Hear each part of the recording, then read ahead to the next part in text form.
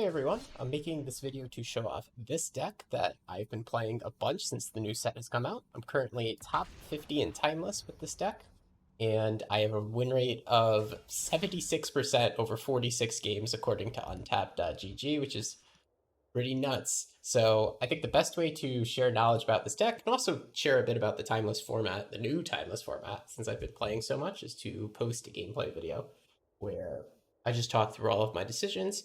We go through each turn slowly. I talk about why I'm doing certain things, why I put the deck together in a certain way, and we'll hopefully learn about Timeless together.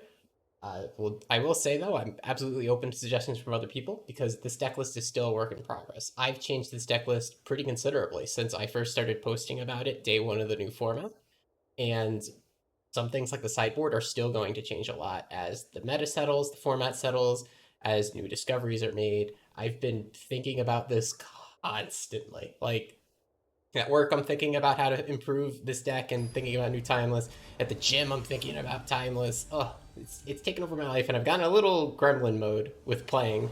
As you could probably tell, I played 46 best of threes with this if I were to go tech untapped. Oh, that is a lot. Okay, cool. So this is a pretty sweet hand from us. It's not one of the most degenerate busted hands that this deck can have, but it is good enough for me to keep. Our plan here is going to be to go turn 1 Pride, turn 2 a Johnny, and then flip a Johnny turn 3 if nothing else happens. Timeless is a very, very high-powered format, and you do need to have plans for what to do. I notice here that we're playing against Lurrus, which means that we're probably playing against another fair mid-range deck like our own, so we can keep a fair mid-range plan. We don't necessarily need the interaction. Against a different deck or a different component, different companion, I might consider mulliganing this. But I think the very fair hand of make them have an answer to this, make them have an answer to this, draw more redundant threats, is a good way to get winning. It's going to be a Thoughtseize from them. This is probably just like a very fair Lurrus mid-range deck. My opponent just take our Pride, so we're not going to have a turn 1 play. Pride is exceptionally good in turn 1. He also drew a removal cell, which is pretty sweet. But now we do actually have a decision point. I was going to play this Parlor tapped before we drew the removal spell, though we might need it. Probably with opponent's deck, they are looking to follow up with a threat. But I think it's prudent that we just shock in here. Hold up our removal spell. But it's very likely to have a Deathrite Shaman, or at least something like Bowmasters that they're planning on flashing. So hopefully their threat that they do have to follow up the Thoughtseize is something that comes out at sorcery speed. It's not. Okay. This is interesting. So we're against a fair Grixis Lurrus deck. They could have counter spells in their deck. They could have removal spells for a Johnny. Usually I'm really cautious about running cards into mana drain, but that's not something that they could have with only 1 mana. We also only have 1 card in our graveyard, so Drown in the Loch doesn't get a Johnny. If I play a Johnny and they Fatal Push it, it's not the end of the world. We have another Johnny. We still get a 2/1 cat. 1-for-1 removal does not answer this card very well. But spending 2 mana on just a cat is really not great. Let's see what they're doing. I'm really not sure what their deck is. We'll know better for games 2 and 3 of the matchup. Wow. Looks like probably a domain list. I wasn't expecting that seeing basic island. So here they can fetch out a green source. Looks like they almost have Delirium. We will take out a Johnny, which is a pretty good idea. Alright, cool. So I think our turn is pretty straightforward here. We're going to want to interact with their threat, because this is a threat that it can gain them life, it can ramp the mana, it can lower our life total. Deathrite Shaman is an answer when you see it kind of card. The only other thing that I could consider doing is playing a Johnny and then shooting our own cat to guarantee a Johnny flips.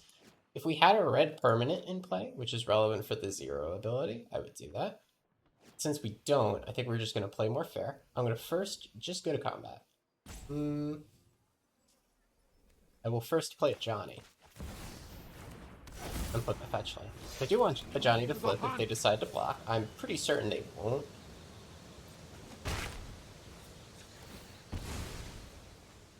And we're going to go ahead and grab our basic. Shoot this, net 1 energy. Yeah, they do have a Spell Pierce. It's not the end of the world.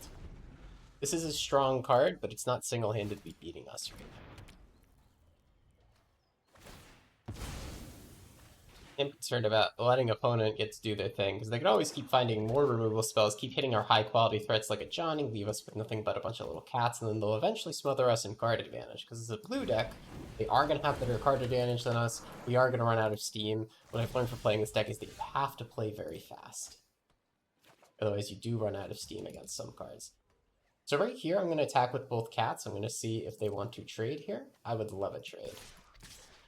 I'd love to flip my Johnny. They're not going to let me do that, because the Planeswalker side of this card is pretty BS powerful, if I'm going to be honest. So again, this part is very awkward in our opening hand. It's our one Surveil land. I haven't had a chance to play it. I still don't think I'm going to play it, because I want to put Lurrus in my hand here. I'm just thinking about the timing of Galvanic Discharge as well. If I want to Galvanic Discharge this turn, I probably want to do it before I put the Lurrus in my hand. I think the answer is yes, I still want this Deathrite Shaman to go. And they may have more interaction here. So the Deathrite Shaman goes. And then we fetch a basic. And we get Lurrus. I do to try to fetch a basics once I have multiple sources of each color. You know, there are things like Blood Moon running around the format. It is painless. Here comes a Bowmasters. They might shoot my cat. Alright, so this is really interesting. They're going to let me transform a Johnny, but if I do transform it right here and now, it's going to die. Since I used my removal spell at sorcery speed, I can't protect him. I'm going to say no. That's well played by them. Orcish Bowmasters is very good against my deck, if you couldn't guess. It looks like we are just going to get to untap and put a Lurrus into play, which is awesome. Right, their own Lurrus goes to hand. Lurrus will be buying back Blobble, which is card advantage over time, which is not great for us, but it's also not the end of the world.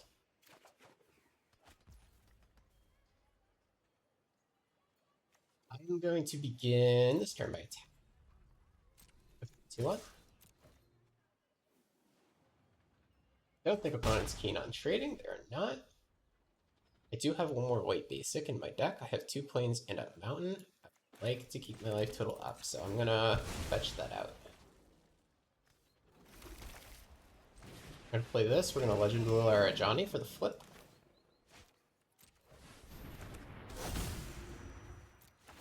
It's not perfect, but we have peace.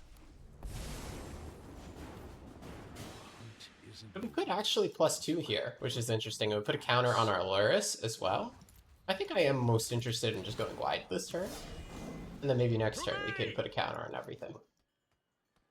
So I have 2 threats that are kind of must answer for our opponent. They do get a Lurrus, but what they really need is removal right now. They are going to dig for it instead of playing Lurrus. Drowned in the Lock, that will answer my Lurrus. Not a Johnny, though, notably.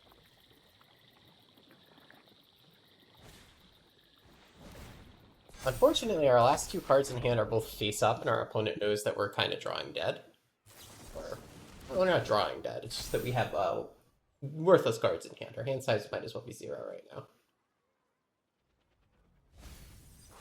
So this is probably as bad as it could have gone for us.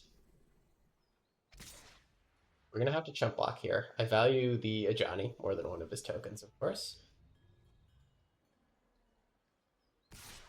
We're going to put a little more damage at Ajani. They want this to die just so that they can loop it with Lurrus. I'm going to let my Ajani damage.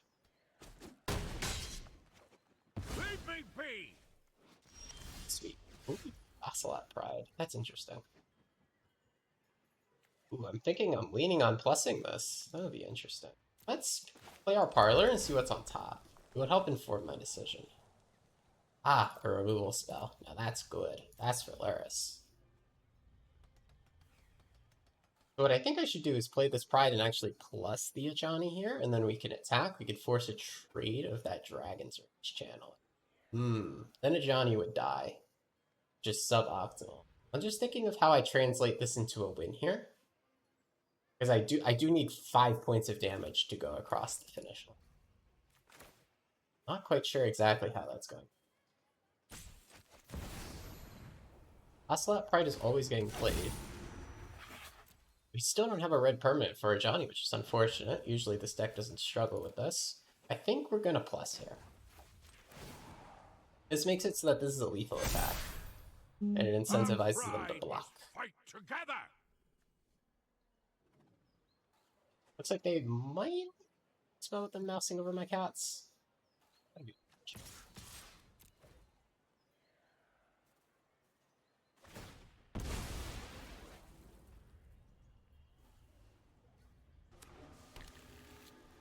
They don't, but they are going to probably want to double block. They could go to 1. It's valid. But now they're risking dying to a lot of things. Unfortunately, that's not what I'm drawing next time. I'm drawing Galvanic Discharge. Oh, what I'm drawing. We do get a Lurrus turn. I do think we're 90% to lose this game. I think our opponent has to screw up for us to win. I will take this free kill on the Bowmasters. I know that they can loop it with Lurrus. It doesn't matter to me because the ping doesn't keep going. I'll take my 2 life. If they're playing Bowmasters with Lurrus, it means they're not playing Questing Druid. Drawing the card. Saying Bowmasters is bad. A lot of times I would not block there to not let my opponent recur it, but they have other hits like Deathrite Shaman or draw a card in their graveyard. And it looks like they're actually not going to flashback that Bowmaster. They're going to go for Deathrite Shaman instead. Or just draw a card. But they're at 1 HP, so I would not advise them to do that. In fact, I think we win. Of course, hesitant to say that we won, but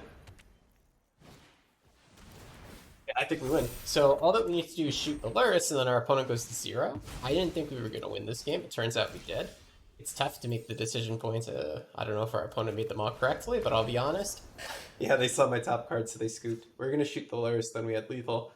This is a new format. It's tough to make all the decisions correctly, especially in a super skill testing format like Timeless. I absolutely am not making all of my decisions correctly with this deck yet, but I do think I have it pretty decent at this point.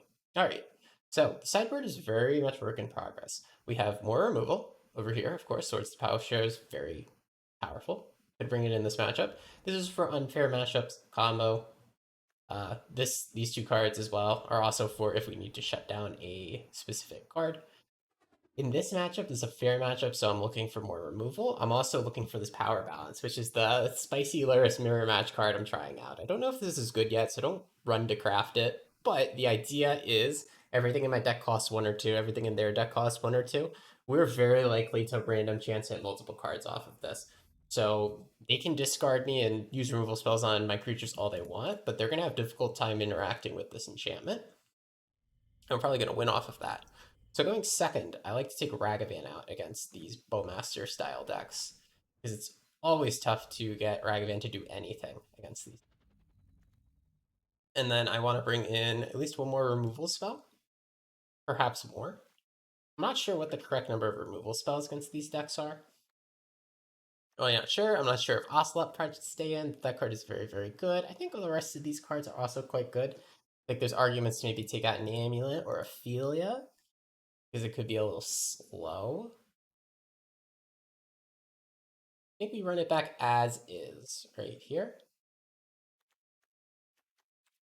Because, yeah, my opponent didn't have that many threats where I feel the need to have all of these extra swords. They did have a lot of blue cards that aren't necessarily permanents.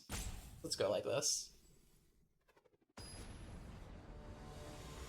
I definitely, though, if you're thinking that you would side in the extra removal spells and not bother with the counterbalance BS, I totally think you could be right. Like I said before, this is a new format, and it's tough to make every decision correctly. This is the first time this decision is being made. Alright. So unfortunately, this is unplayable. No lands. Alright, this is a sweet hand, though. I think we're going to put Philia back. Yeah, we'll put Philia back. Nothing to flicker. So we have double removal spell, and these 2 cards which go very, very well together. So turn 1, we're going to removal spell. Turn 2, we're going to play these 2 cards together. These 2 cards are exceptionally, exceptionally good when you get to play them on the same turn. Souls first, get the lifelink trigger for playing Pride second, immediately trigger the ability. Here, we're not going to let our opponent set up. We're going to instantly toast this instead of playing our own 1-drop. Whenever I'm on the draw like this, I always like to use my removal proactively on cards like Dragon's Rage Channeler, Deathrite Shaman, Ragavan, anything that snowballs. Or anything that provides like continued value. If I let them untap with this DRC, they could play a Bauble, they can get some Surveil triggers, they can even flip it and do a bunch of damage. Don't like to let my opponent have those cards.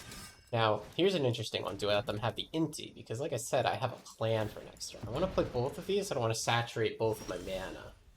So let's draw our card before we make the decision. We drew a Johnny, so that's really interesting. So we are set up to spend 2 mana this turn and 3 mana next turn to do 5 mana worth of cards in our hand.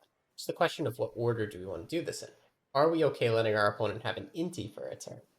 Also, if we shoot Inti with the Lightning Bolt, then we're going to have to play one of our 1-drops, and we won't be able to play them together, meaning that they're going to be a little exposed to removal, which is not optimal. We could also just play a Johnny this turn, which should certainly help. We would let them keep the Inti, but it does saturate my mana. Disincentivizes them from attacking, because then I could just block with the cat, flip my Ajani. The backside of this card is probably the best card in the deck. This is obscenely powerful, in my opinion. And they are going to flicker my token, or they're going to kill my token, excuse me. And here I'm going to decline again, because they can just attack the Ajani with Inti to kill him.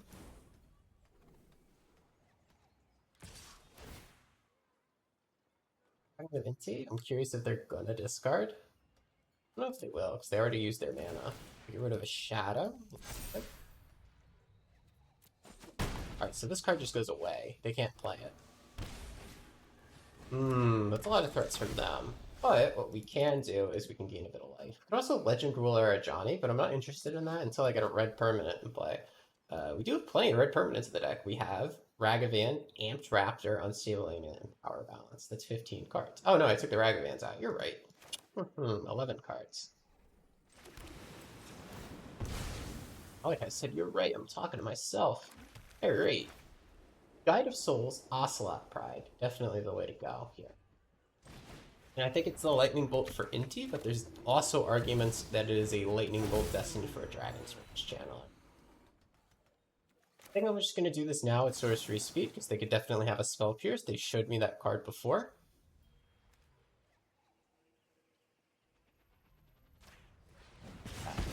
Now I have an interesting decision here. I can attack with this Ajani and start getting in for damage with my 3 energy. Yeah, I think that's actually a fine idea, because it's going to close out the game quicker than flipping him. Pay some energy. We don't have the red permanent. Flipping him is just okay. It's very rare that I'll actually do this. I don't know if this is the right decision again, because I would love to Legend Rule this Ajani and just flip him. And if I flip him, these counters go away. It's kind of wasted value. But my opponent's down to 8 life. This is a very fast lethal threat. Awesome, and it looks like they don't have answers to my very cool Ajani. And we also have Static Prison for the Lurrus. That's sweet. So, let me think about what I want to do. I definitely want to attack here. I'm also going to attack with this, because that's a pretty free attack. I don't think they're going to want to trade my stuff. Let's go to attacks here. Attack, attack. I don't have the energy. I'm thinking after combat I might Legend Rule the Ajani and flip him. Also just might not do it. Okay, they just take the damage. Take 4. That's interesting. I want to gain life this turn for Guide of Souls, Ocelot, Pride considerations. So I think I am going to play the Ajani. Wonder if I should be Legend Ruling. Keeping this one, of course. And now I can decide whether or not I want to flip. They're just going to concede, because my board's going to be wide enough to win no matter what. What was going to happen there is we were going to trigger that City's Blessing condition on my Ocelot. They tell me how many permanents I have? Yeah, I have 8 out of 10. But that's before the Ajani summons another cat and before its own ability triggers. So we were definitely going to get another copy of this, then another copy of this on end step. We were going to be wide enough to just kill them no matter what. I think in hindsight what I should have done is played the second Ajani before combat, gained my energy before combat, and then Gave another creature flying with the Guide of Souls. Be even more aggressive. I think that's what I should have done. And then I would choose not to flip the Ajani in that. That's a good first win. I didn't look like an absolute fool. Let's go for 1 or 2 more games.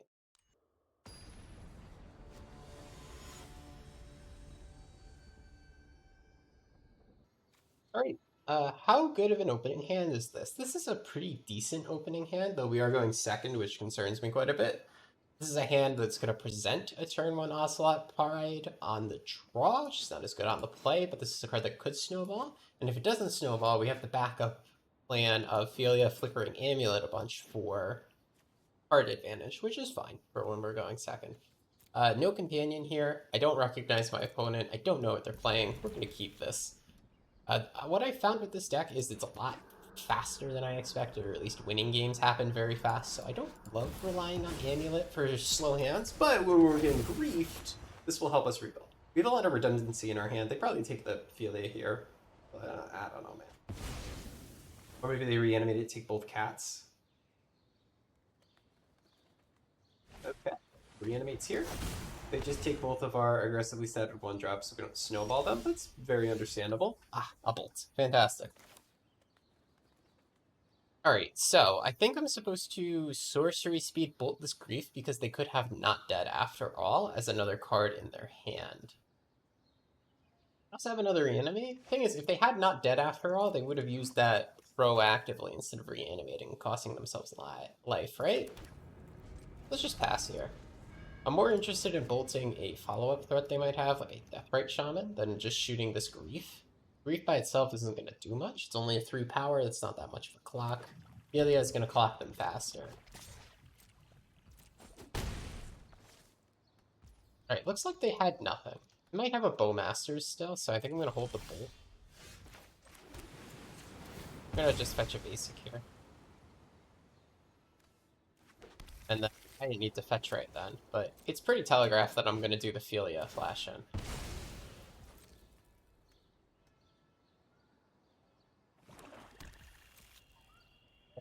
You got that Bowmasters? They don't. Okay.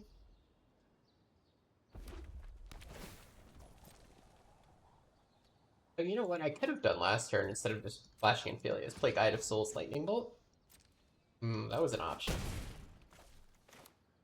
I didn't think about it too long. You don't have infinite time to think, unfortunately.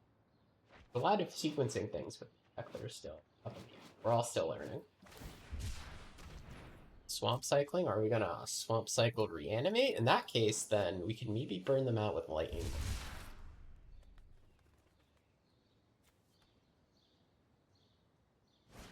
Oh yeah, let's do it. So they go to 9. I will play Philia. Ooh, okay. Amped Raptor immediately allows us to play something. That's sweet. Let's do that. Alternatively, I could go Guide of Souls, Bolt. Bolt the Grief. I would flicker the troll so I don't die to it. And then off of Guide of Souls, I can start generating energy so that next turn, be able to attack for more damage. I like the idea of just playing Amped Raptor and getting as aggro as possible. We're going to flicker this out of the way, so we're going to knock them down to 7 here. We hit an Ajani, that's fantastic. What a beautiful day, brother. I'm gonna flicker this just so that I get an attack in. And they go to 7. We're just trying to knock them to 0 as quick as possible.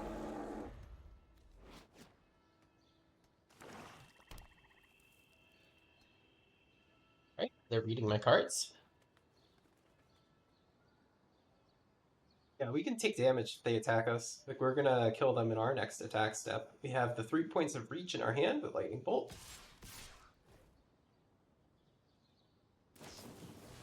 We Bowmasters, so they're messing up my blocks. Alright, so this is a little problematic. But not the end of the world. I think we take the damage still.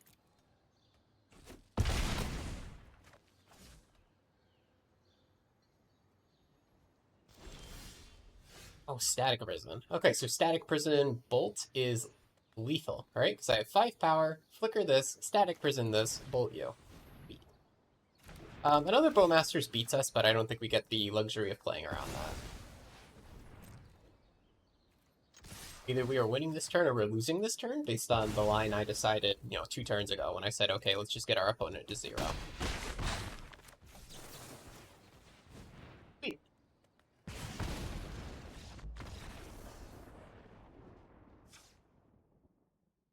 All right, so against this rather degenerate reanimating strategy, we are going to definitely want creature removal. I don't want swords. That's going to give them life. That's going to help them out a lot. We're going to have lines where we go very fast against them. Though oftentimes on the draw, I do like to pull out the Ragavan so that I can play extra removal. But I've recently redid the deck to put Lightning Bolt in the main deck, so we're already hopping with 11 removal spells. But surely that's enough. And we put back roughly the same configuration. I do think like Rakdos Scam like this is just like straight up an amazing matchup for our deck because one, we can out aggro them like we just did in that game. And two, we just have so much redundancy in our deck that even if they scam us, reanimate a troll, we're probably just gonna draw removal and draw threats to kill them, right? That game we could have static prisoned the troll, blocked the grief, and then we just win a normal game of Magic instead of going really fast. I don't know if we need this extra removal. I'm gonna put one in. The real chef here goes up to 12 removal spells instead of 11.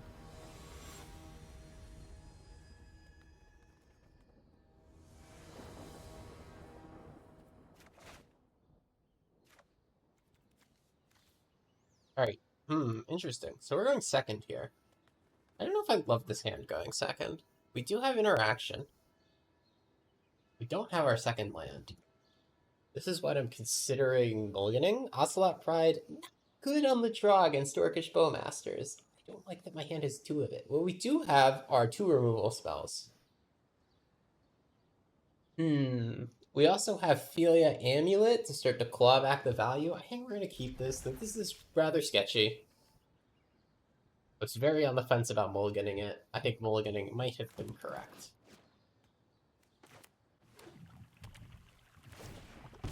See what it is. Is it a Scam Creep or is it just the Deathrite Shaman start? If it's just the Deathrite Shaman start, then I'm feeling pretty good. It is a Ragavan start. Okay. Harlot. Cool.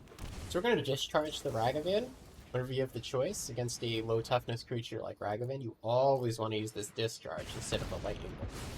It nets you extra energy that you can use with your other cards. That's an extra card we get to draw off of Amulet now without doing any other work. It's awesome.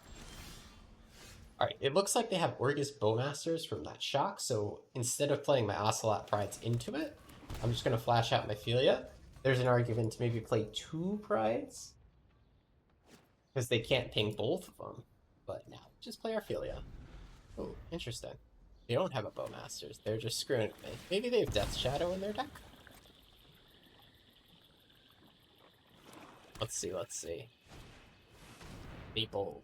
Cool. So here, I think I'm pretty inclined to just flicker their Fable token. Ocelot Pride. I'm just thinking about everything I could do this turn. We could play both Prides, but I don't think that accomplishes anything without a clear way to gain life. I could play my Amulet, flicker my Amulet. In that case, I would want to shoot this with a Lightning Bolt at sorcery speed. It's very awkward because I only have an untapped white source in my hand. I would have to play the land first, then I probably wouldn't get to tap my Amulet before attacking. I think here, we're going to play the Amulet. We're probably flickering the Goblin token. Let's see what's under here. The Guide of Souls. Nice. I could flicker the Amulet, but at that point, we would be accepting a trade. And I value Philia a lot when we have the Amulet on the board. So let's just get the token out of it so that we can keep attacking.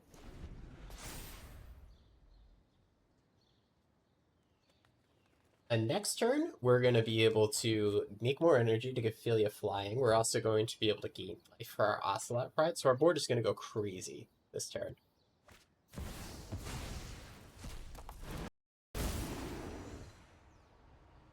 Okay, unfortunately we got Furied. And that's just what happens. That is just the state of Timeless. But we can recover from this. It was 2 cards in my opponent's hand for that, and they get to Thoughtseize us. But like again, we can top deck our way out of this. Let's keep double Pride. That's sweet. Oh, Reanimate Fury before I play my Prides. Very interesting opponent. Wonder if that's the play or not. Unstable? Sure. So, we get to either play Philia on the... Ooh, okay, they just give up. I'll take it. So we had a couple lines to victory there. We could have just played all the Prides and went really wide on them. We also could have played Philia on end step to flicker Fury out of the way for our next attack. We had this on top, which is awesome, which meant we're going to be guaranteed gaining life next turn. Sweet, right? That's good stuff. All right, 2 easy matches so far, which is great. Let's see if we can get somebody else who's high mythic for the next match.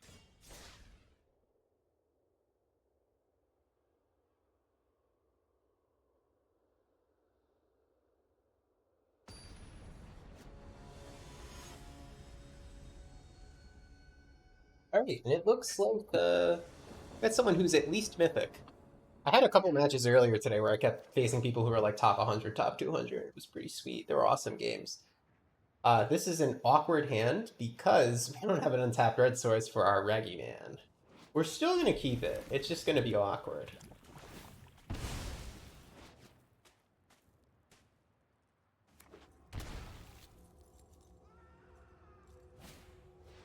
Thoughtseize. That's fine. They might take the Ragavan anyway out of respect. We'll see. They take my guide? Understandable. So without a 1-drop, we can afford to play this Parlor. I do not think we need 4th land right away, even though it is 2nd red source. I'm just going to be very cognizant about playing my red cards every single turn and just playing one at a time, just to make sure I don't run out of red sources. So next turn I'm definitely, or almost definitely playing Amped instead of playing another card. Ooh, we could do Ragavan Guide of Souls instead? Now we're thinking. So Amped Raptor, it's an awesome card. This is guaranteed to hit something else out of our deck, and everything else in our deck is a creature or a removal spell, which means we should definitely play this against an opposing Ragavan. It means the Ragavan's just never going to get through. We did actually hit the one thing that's not a creature or removal spell, as I said that, which is really funny. Then our opponent actually can use a removal spell on the Raptor to get a Ragavan hit in. I hope they don't do that. That's really funny. I immediately proved myself wrong. But how this deck is built, everything except those amulets, it's more bodies that get thrown on the board, or it's a removal spell for Ragavan. So I played this card. There's a 95% chance that I hit something that either kills the Ragavan or blocks it, so I don't have to worry about it. Alright, Fury, Fury. That's a hard cast Fury, too. That's scary. Ragavan gets to hit me. I don't love this.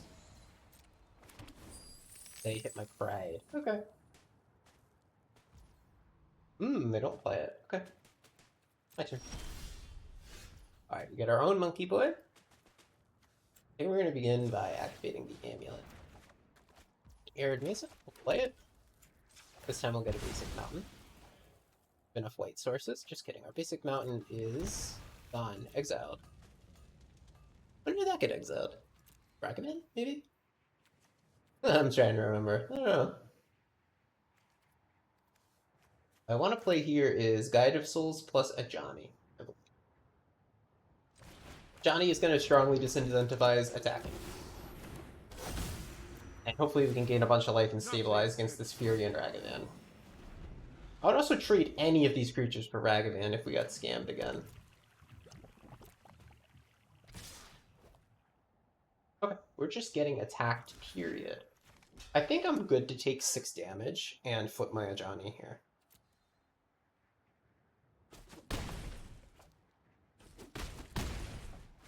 Thunder. They probably have a lightning bolt or a removal spell that's good for Ajani, either his creature side or his flipped side. We'll see. They could have another Fury. Croaks. Alright, we can get rid of this redundant Ragavan. We don't need it. Alright, now we're... Oh, opponent let us untap? Oh, it's so over. Alright, let's dash our monkey boy. Actually, I should have tapped this amulet first. That's my mistake. Actually use this energy attacking. So I'm going to do something a little weird. I'm going to play this Philly at sorcery speed. The reason is for Johnny's 0. I want to kill this Fury. I don't want my opponent to be able to kill one of my creatures in response to make Fury live. So I want an extra creature on the board so I can deal 4 damage. Now I'm going to attack. I'm going to buff my Guide of Souls. We're picking an aggro line here to close out this game very quick. We don't want to give our opponent chances to draw more Furies.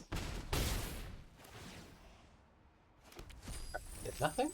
Let's look under the amulet. Maybe it's another 1-drop we can play. If it's an Ocelot Pride, that would be so sweet. Oh my god, he called it. I said that because we gained life this turn and we made the cat token, so we're going to get a ridiculous amount of value.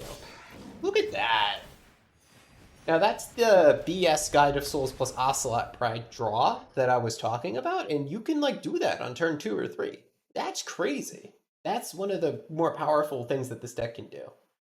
This card has absolutely surprised me. I'm up to 4 copies, of course. I started with 0. I was like, okay, this is a 1/1. It dies to Bowmasters. It's not going to be playable. No, it's freaking crazy, man. We played against a Fury Bowmasters deck and did that. We got Fury to this game, and we still pulled this off? That's nuts. All right. So Dark Ritual Fury could not take us down. Against Dark Ritual Fury, like I said before, this is one of our better matchups.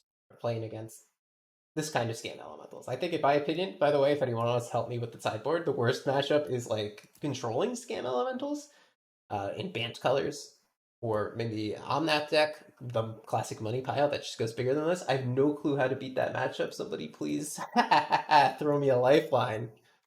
I just haven't hit it yet today, and I know my time is running low. So against this, I believe what I sideboarded last time, it was the extra static prisons. It was less Ragavans when we're on the draw, and it looked like this. Don't know if this is correct or not. Maybe some smarter people could weigh in.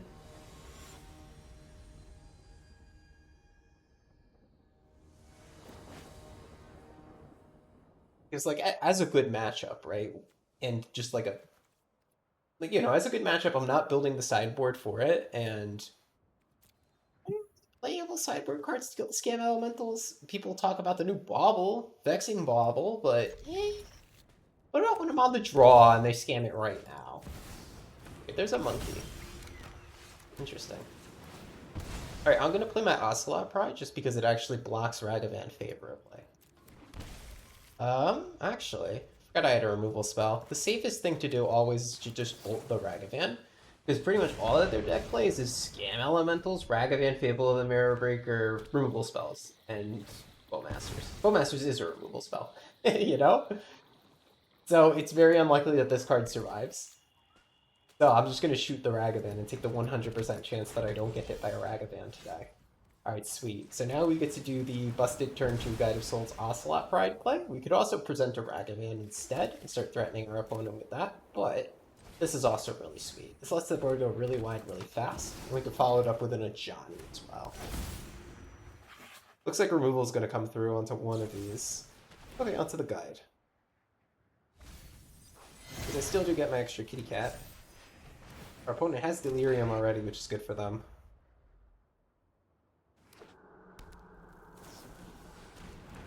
And they have a Bowmasters. Okay, so this Ragavan in our hand is not looking great. Alright, there's your boy Amped Raptor. So, option 1, Ajani. Option 2, Amped Raptor. Unstable Amulet is not what we want right now. We need to impact the board state. I'm gonna go for Amped Raptor, because this card is just always a 2-for-1. This is sweet. It provides the first strike body that attacks and blocks, and then it also hits something else, in this case another Ajani. That's swell. Now we can Legend Rule our Ajanis and have a flipped Ajani next turn if things go well. I'm also going to present a Ragavan. Not that it does very much, but it's just one more thing my opponent has to deal with. Now they can't all attack us and get greedy because the Ragavan will hit them back. It's an extra permanent for Ajani. This is pretty good. I was worried last turn, but that was a really good Amped Raptor hit. We could definitely still lose this game if our opponent has a good hand. But I think we're looking really good. Battle.net decided to restart on my computer and take up my screen, and I couldn't see. All right, we're not dead though. So I think what I should do here is Legend Rule a Johnny. Do I want to do it before combat? I'm never attacking with this guy, right? Let's do this before combat. Legend Rule my boy. Fight beside They might have a brother. removal spell here. If they do, it's not the end of the world. If they don't, we're gonna win. Simple as that, right? So we can 0 kill Dragon's Rage. We can also buff all of our cats. I love the idea of 0 kill Dragon's Rage. Look how wide our board is getting. You got not dead after all? Sweet. Nice job, opponent. That's really good because it also will kill my Ajani now. It comes back as a 4/4 that kills Ajani. I think we swing with everything though. That was a really nice play by our opponent. That was nice. I was thinking of instead +2ing, which would help play around that. Could make our cats bigger, help with the aggro line. Maybe +2 was correct. Maybe not dead after all is a card I should have been playing around, considering the deck plays 4 copies of it. I'm not sure if every scam deck is literally playing 4 copies of this, since there's Reanimate in the format, but it is a card you have to think about. And it's a new card, not a brand new printing, but a new one to the format with the addition of group. There's a Bowmaster's coming back to hit my Ragavan. That's predictable. We're gonna hit Amped Raptor instead and just hold blockers for Ragavan. That also makes sense. Alright, opponent's got a lot of power and toughness in the air, so we gotta make something good happen. Let's see what's here. A Static Prison. That's good stuff. Okay.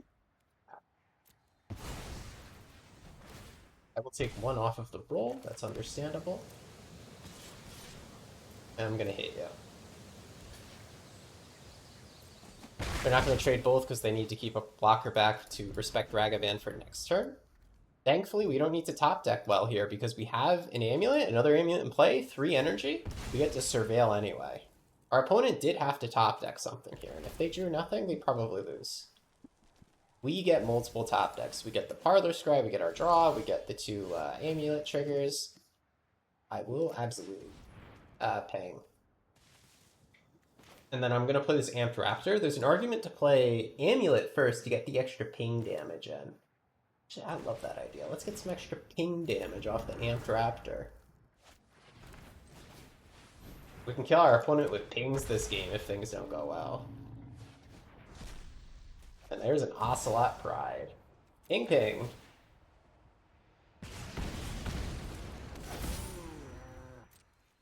And I think at this point, maybe I should offer the Ragavan trade. Looks like opponent does have an instant speed removal spell anyway, so I will offer this Ragavan trade. The game is almost over. I have 5 energy. I have the ability to cast multiple things from exile. Push for the cat. I don't know if that's a correct push because I didn't gain life this turn and I don't have an onboard way to gain life. Also not activating these because I made... No, I didn't make my land drop. Okay, let's activate these then. And... if we hit a land drop here, I'm going to want to play it. Alright, we have 4 power on the board. We have 2 pings waiting. Our opponent will scoop it up, though.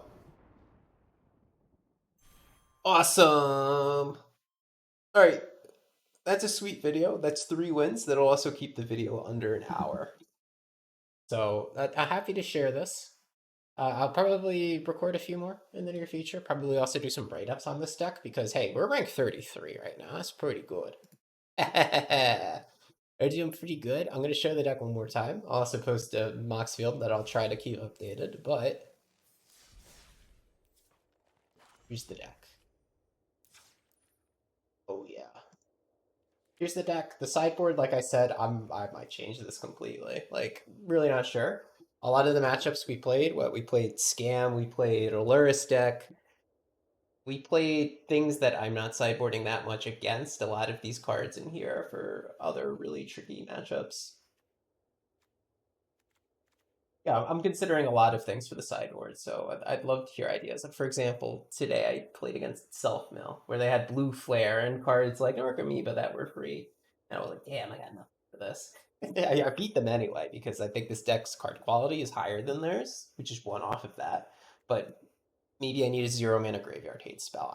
I've had Unlicensed Curse in the sideboard before, but I think a card would be a little too slow, especially for that matchup. So maybe this is a deck that should be running Surgical. I love running Surgical on my sideboards, but again, we're not playing black for hand hating. Generally, if I'm running Surgical, I also want to be playing Thoughtseize, right? Be able to put things in the graveyard to Surgical.